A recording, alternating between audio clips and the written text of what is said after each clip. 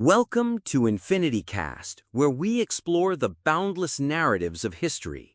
Today, we're unsheathing the sword of legend to uncover a historical truth.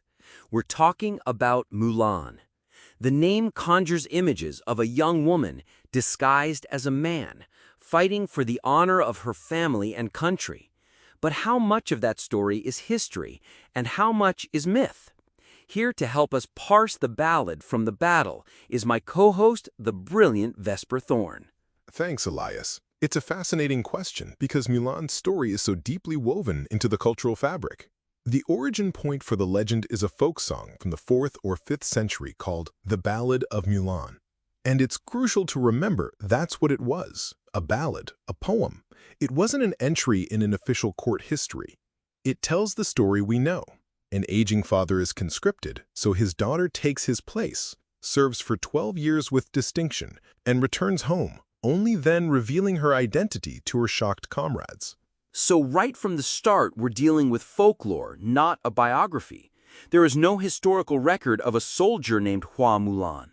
But the setting of the ballad, the Northern Wei dynasty, was a period of intense, constant warfare against nomadic groups on the northern frontier.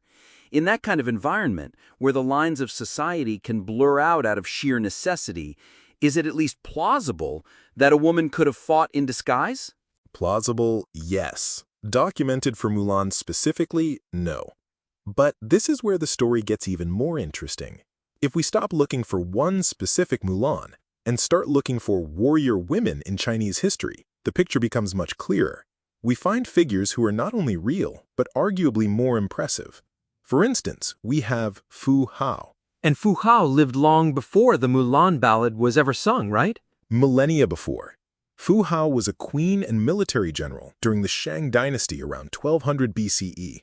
We know she existed because archaeologists excavated her tomb in the 1970s. It was untouched, filled with treasures, and most importantly, over 100 weapons, including ceremonial battle axes. Oracle bone inscriptions from the period confirm she led armies of thousands into battle. A powerful and respected military leader in her own right. She wasn't a woman pretending to be a man. She was a queen leading an army. That's incredible. So, Fu Hao is a high-ranking noble. What about women who weren't royalty? Does the historical record give us any others? Absolutely. Fast forward nearly 2,000 years to the Tang dynasty, just after the era of the Mulan ballad. There was a woman named Princess Pingyang.